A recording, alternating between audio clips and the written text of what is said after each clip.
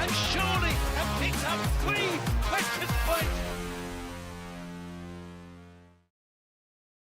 Good afternoon and a very warm welcome here to Orient Live. The O's are looking to put last weekend's late disappointment behind them and get back to winning ways, and they travel to the Select Car Leasing Stadium, and it's Reading away where the O's are on the hunt for 3 points in the league again. And I'm delighted to be joined in the studio this afternoon by ex-O's striker Jabo Ibrahim and making his Orient Live debut, our UEFA correspondent, journalist Elliot Byrne.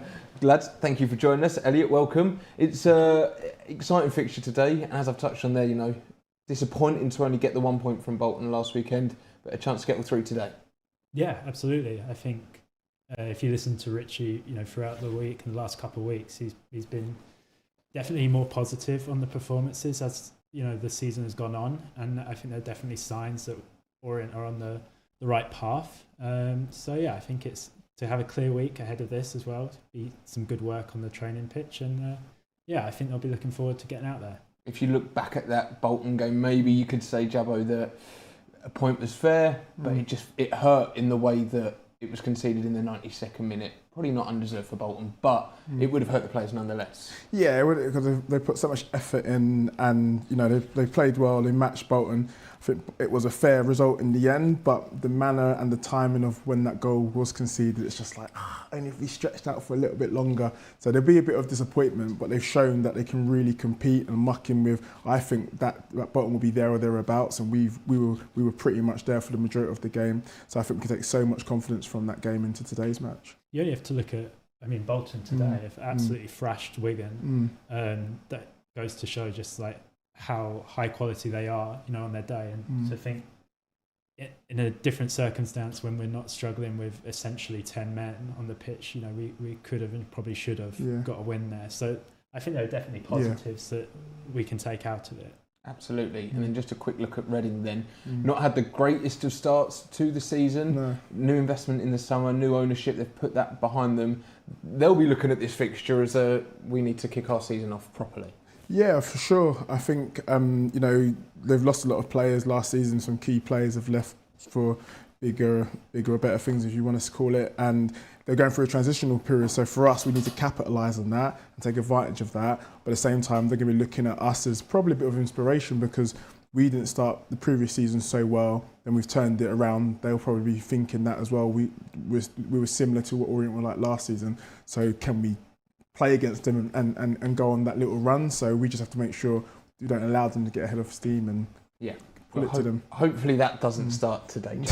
Right, then we're going to take a look at the O starting lineup very shortly, but first let's hear from the main man, the gaffer. It's Richie Wellens. Gaffer, Reading to come on Saturday. How much are we looking to get back in action? I'm looking forward to watching, as I've sensed a little shift in confidence in the way that we're playing in training this week. Players have been really bright. Loads and loads of positives have come out of it, and I think because of the standard of training, I think the players are in a good frame of mind, renewed confidence. We've not played great in these last 3 games. We've had spells, very good for half an hour against Peterborough. Obviously the game changes when we go down to 10 men. Very good for 45 minutes against Port Vale, and okay in patches against Bolton. But I think that we've shown a lot of resilience to come out of them games. Got 3 points in the cup game. Got 4 points out of 2 games. We need to now sprinkle some quality in. We need more consistency in our play. But we need to not come away from the fact that we have been fighting and scrapping for every moment as well, playing against a good team in Bolton. But I don't know. You get. We've had it in the last few years. You get little spells and little moments where you start sensing things are changing, not in terms of the results, but in terms of people's confidence, people's beliefs, and hopefully the performances as well. What are the kinds of things that you start to notice? I'm not going to tell you, George. No, the players can feel it as well. The players can feel it, and hopefully it'll come to fruition on Saturday, and the players can show everybody what they've been doing in training. How positive has it been that, as you say, it has been a bit patchy the last few games, but we have still come out with a decent points return, haven't we? This league's 46 league games. No one's going to play perfectly every single game. You look at Birmingham, who's the most expensive squad ever assembled at this level. The amount of late goals that they had to score last year, and they got 111 points or something like that. So they're going to have to go through it, and they're going to have to keep doing the same thing. So any team, we're no different. We have to go through stages where you're not playing well. You have to dig in, you have to fight. And I do think that is a good platform to ultimately get to where we want to get to in terms of the style of play, what we want to see from the players. Like I said, I think it's been a big jump forward this week. It helps when we've had a free week. We've had a couple of free weeks now, and the players just repetitive, same messages, same type of training. I think they're getting used to it now, and the feel, when I watch them, the training with a lot freer. They're not thinking about every scenario, they're just playing. Starting off from basis of what we want, but I think they just have freedom from to play. I think they feel a lot more comfortable.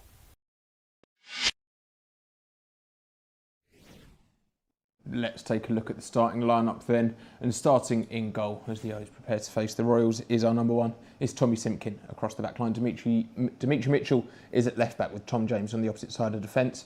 Jack Simpson replaces Dan Happy, who's out with a slight knock, and Omar Beckles is alongside him. He's wearing the armband this afternoon. In midfield, it's Idris El Mazouni alongside Jack Morehouse. And then the attacking 4 unit, we have Aaron Connolly in the 10 with Josh Coroma on the right. Sonny Perkins comes in on the left-hand side of the attack with Don Ballard leading the line. And on the bench for the O's is Killian Cahill, Romani Edmonds-Green, Charlie Welland, Teo Adaramola, Azim Abdullahi, Sean Clare and Tyreek Bakinson. So, a couple of changes, probably enforced more so than anything. Yeah, definitely. Obviously, missing Ollie O'Neill for the last couple of weeks has meant that Richie's had to tinker with the team a little bit in attacking areas. Obviously, last week we went to a back 5 and played Connolly out on the left-hand side rather than through the central areas. But we've then kind of been forced to shift it again with Dan Happy's injury and Michael Craig's injury. So unfortunate for those guys. Thankfully, hopefully not long-term injuries. It's a great chance for Jack Simpson to get a run of games. And it's a great chance for Sonny Perkins, which I guess will be the major surprise of the team news. Let's focus in on the defence then, Jabbo, because Dan Happy's obviously a big miss.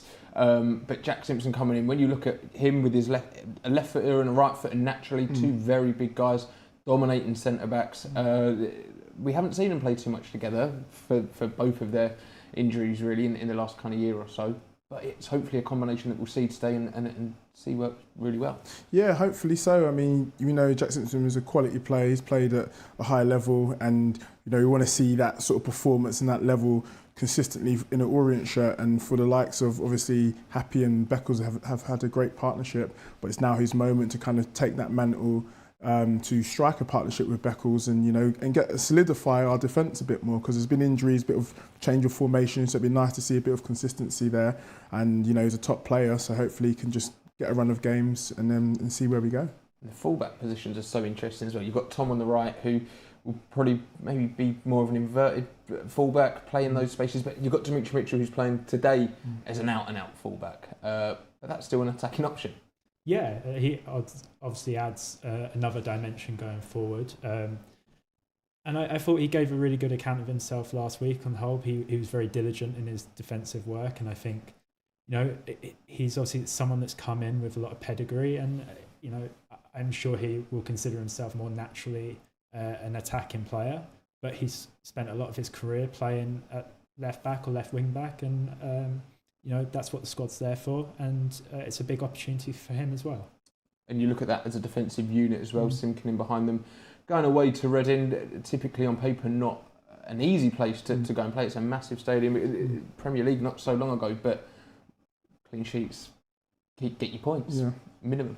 Definitely, and it's a nice balance in the defence. I think Mitchell is naturally attacking, but he's got blistering pace and he's got great recovery, which we've seen last week. He can get forward, but he works his nuts off to get back as well. Then you've got Tom James that can kind of come in and play. So I think it's a nicely balanced defence, and if we're on top of the game and in good positions in the pitch, I think having those two in those positions will help us in our attack.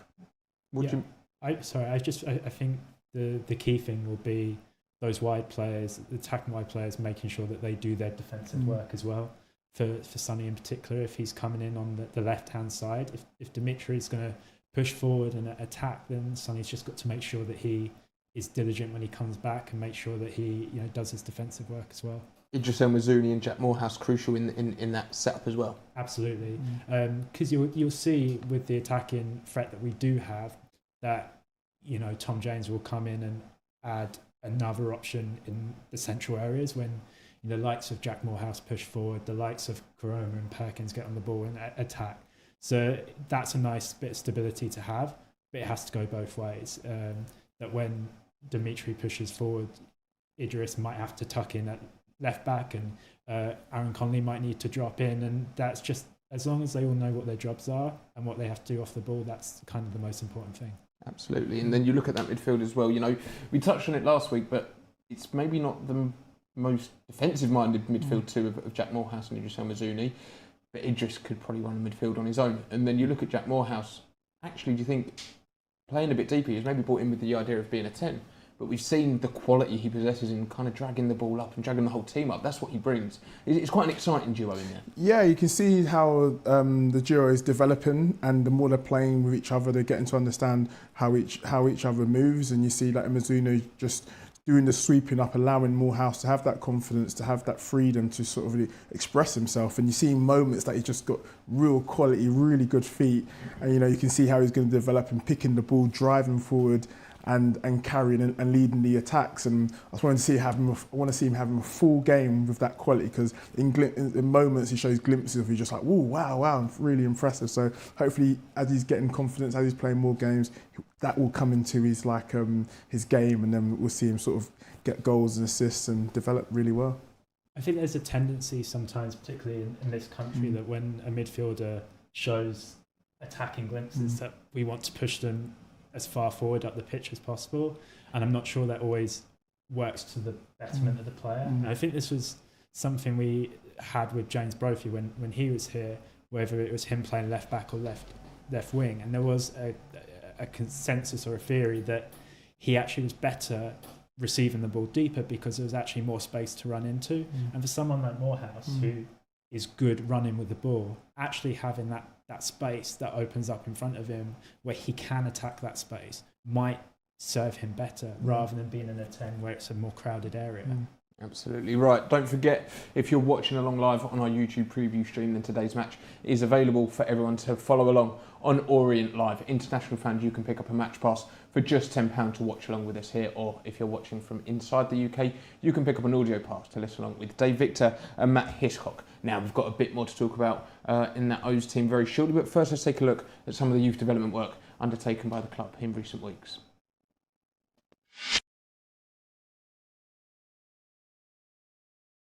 Freddie was a really good apprentice with us, just fell slightly short of a professional contract, but always also showed an aptitude in the academy for coaching. He's volunteered on a Sunday with our young goalkeepers, even when he was playing. So we just sort of think there's a way to transition players who don't quite get to the professional level back into the game, and he's taken to it really well. And the club supported me massively.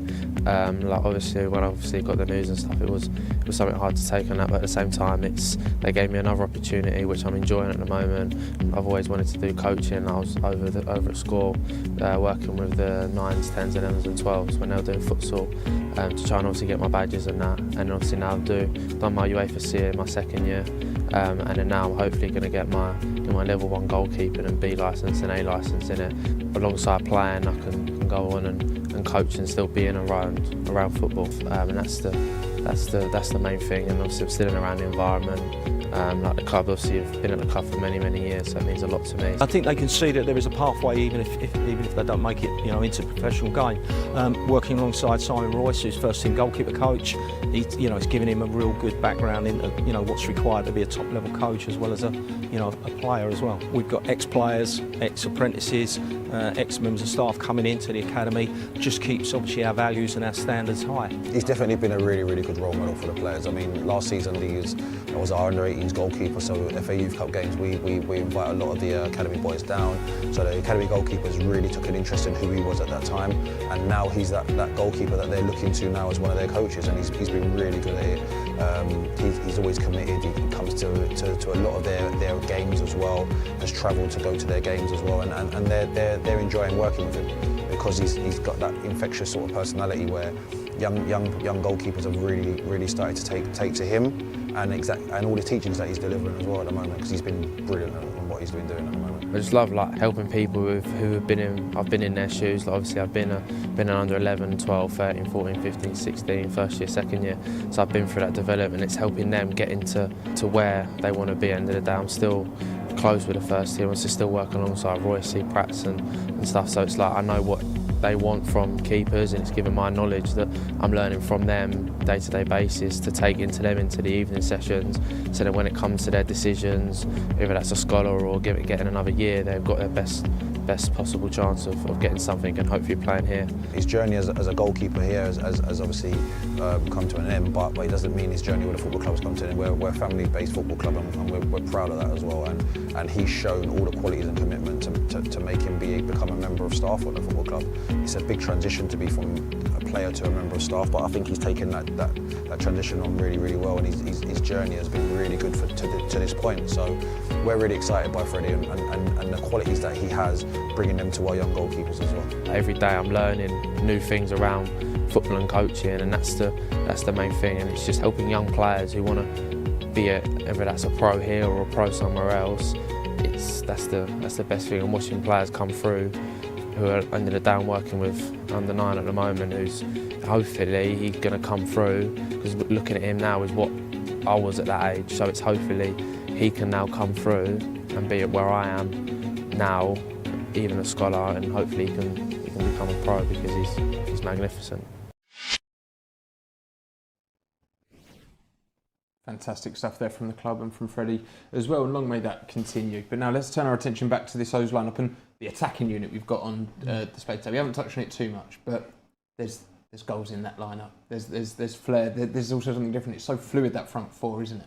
Yeah, and you know, and for once, well, not for once, but we're not short of that. We're not worried about we're going to get goals. They're just fluid, dangerous, really pacey and exciting, and it puts the burners on other teams now. They're thinking, well, we're up against a team that are very fluid, very dynamic, and it's just exciting to watch. And you know, if we can get a whole performance from the team, but know, you know, the front lot take care of the attacking, magnificent. That Josh Koroma, Aaron Connolly, and now Don Ballard's coming in there. They're starting to play together a lot, and they've shown really good spells in recent weeks. Yeah, and what I like about them as a trio is they kind of all offer different things. They can all carry the ball if they need to. You know, Aaron Connolly, his work rate's exceptional. He gets around the pitch. His game intelligence is unparalleled probably at this level. But he can carry the ball. He can pick a pass. You know, Josh on any day can take a ball past someone. But you look with his assist numbers, he's picking out good passes. He's picking out good crosses and then finishing them when they come to him as well. And Dom has made a good impact in his first couple of games for us so far as well. Sonny Perkins has got a really good opportunity today. I watched the game here at Brisbane Road in the under-21s where he looked so up for it. He looked fired up. He probably would have come on last week had it not been for all the injuries. But it's an opportunity for him today to show Richie, to show the fans what he can offer.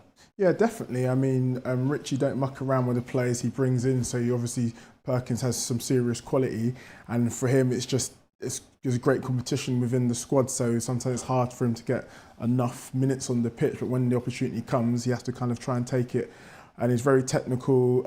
You know, he can see a pass. He's got an eye for goal as well. So it'd be nice for him to kind of make a bit of a statement, give Richie give him something to think about, and hopefully he can do that today. I'm sure there'll be plenty of minutes up for grabs today for the attacking players, though not much in terms of options on the bench. That they're all going to have to work really hard for 90 minutes, as every Richie Wellens side has to in the press and whatnot. But yeah, they've all got an opportunity today. Yeah, and I suppose Richie will argue that he might have some solutions within the 11 to move people around. You could push Jack Morehouse further forward and bring on a Bakinson, or push a Dimitri Mitchell forward and bring on Adramola. And it's another big opportunity for Azim Abdullahi if he gets some minutes off the bench. And I think that's the thing I admire about Richie, is that, you know, players can have tough times and have tough games, but as long as they are working hard in training and showing the right attitude, he will give them chances. And for the likes of Sonny Perkins and for the likes of Azim, today's another big opportunity. Let's take a look at some of Don Ballard's clips and performances in recent games. He's opened his account, of course, and he's looked generally, Jabbo, bright. And we just want to see him add some more goals to the tally, don't we? Yeah, that will come, you know, because he naturally goes into great positions, pulling off, like, again, for that goal. That's just natural striker instincts, which you just can't buy. And, you know, to get off the mark very early at a new club's fantastic. He's lively, chases lost causes, puts himself about. I'd like to see him play off the shoulder a little bit more.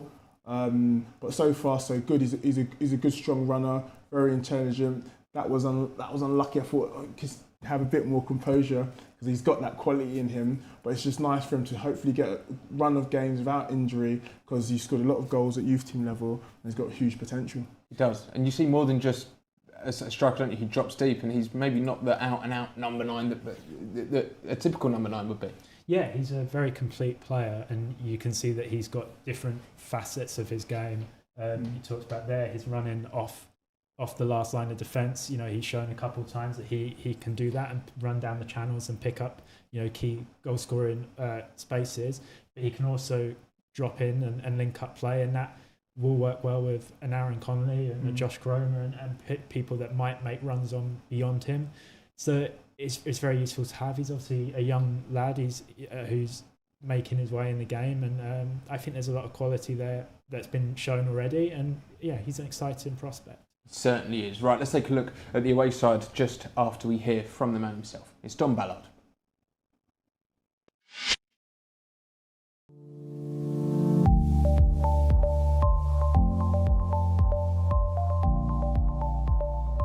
Really enjoyed the first couple of weeks, obviously getting off the mark with the goal at Port Vale. Had 2 good wins and a draw, so against a good Bolton. So yeah, good start. I'm really enjoying training and stuff. Been good. Moving into a new club, you're like in the headspace you're in is almost just get off the mark. If you can score that goal earlier on rather than later, as you can imagine, it's good. You don't want that sort of pressure to build upon yourself, because you do as a striker. You worry about when the first one's going to come, so getting off the mark, especially with a nice and easy tap in from JK's cross, yeah, it was a nice goal and good feeling, and hopefully there's plenty more to come. Definitely a lot more to come from me. I'm come off the back of a pre-season where I was limited of minutes, sort of being in between 2 different age groups at Southampton, like being with the first team a bit and 21s and not quite playing so many games, so building up my fitness. Obviously I was buzzing on Saturday to play a full 90. Wish I'd have topped off with a goal, but yeah, I mean, there's definitely bits of my game that I think I'm bringing to the team, but there's a lot more to come, and mainly a lot more goals hopefully. Saturday against Bolton, like obviously they're a really good side. Thought they played out really well and stuff. First half I feel like we struggled with the press, and yeah, like it was difficult, but the boys dug in. Second half we come out, first 20 minutes I thought we were really good. Created a lot of chances, and yeah, it was nice feel for an attacker when you're getting chances and the balls that we're playing through them quite easily, and then obviously you got to score when you're playing well, so we done that. Bit gutted that it wasn't me to score because it got very, very close to it, but yeah, like we look really good, and then defensively sometimes you got against good teams you got to hold out, and to be fair to the lad and Mario Cosi-Dubri, I know well at England, he scored a really good goal, so sometimes you just got to take your hat off. But yeah, you look at a good side like Bolton, and we gave them a right good go, and we were unlucky to not walk away with the 3 points.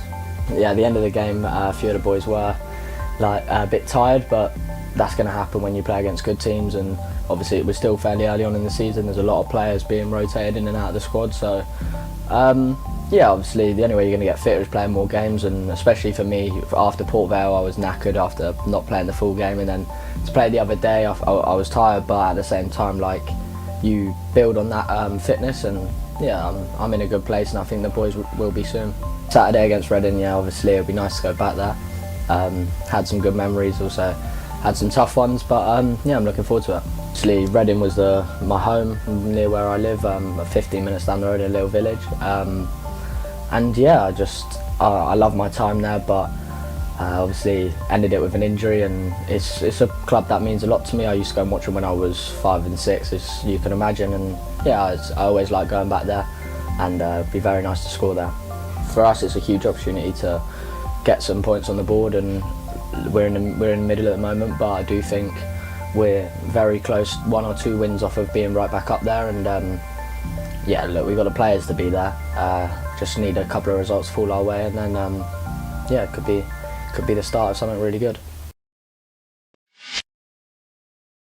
Is lunch at work awesome? If so, tune out now. If not, keep listening. Picture this: chef-made meals from local restaurants brought right into your workplace. No sad sandwiches, no tired menus. By tapping into the local restaurant scene, Fuda powers workplace dining for companies across the US, giving teams flavor, convenience, and authenticity.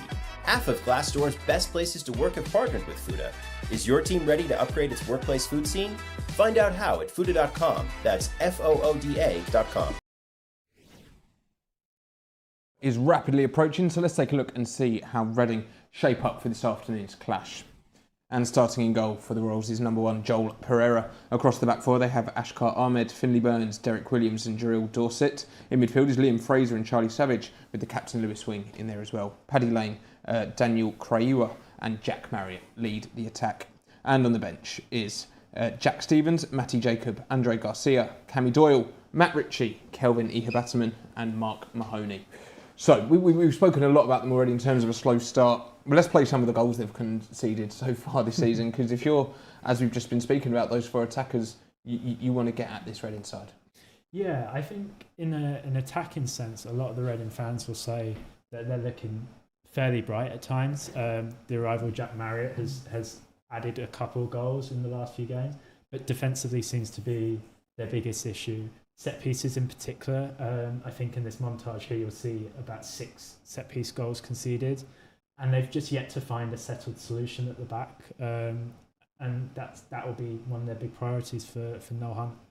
Watching the pre-match clips, Jabbo, if you were in that dressing room in the O's training ground, they'll be looking at these weaknesses, they'll be wanting to exploit them, they'll be wanting to get off to a really fast start today, won't they? I mean, the big guys in the team will be licking their lips. I mean, Beckles and Simpson, you know, there's been a lot of free headers or, you know, overpowering, and sometimes if you get a little run on someone, they haven't had no answers, judging from these clips. So I'm sure there'll be some intricate set plays from Ritchie this afternoon, and hopefully we can capitalise on it.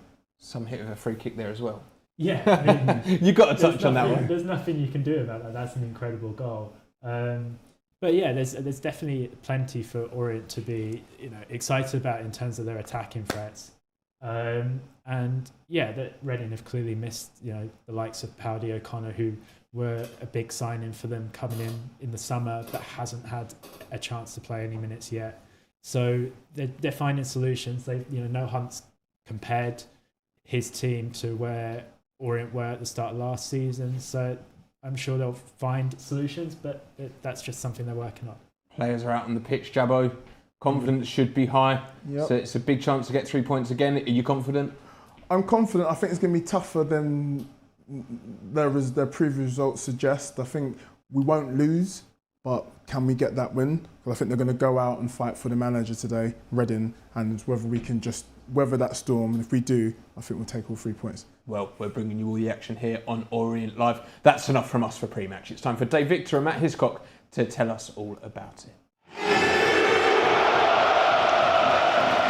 Good afternoon and welcome. And Matt, we have just seen a very spectacular opening to this one with fire and fireworks leaping into the air. It is a family day here in Reading, and it's a big crowd, isn't it?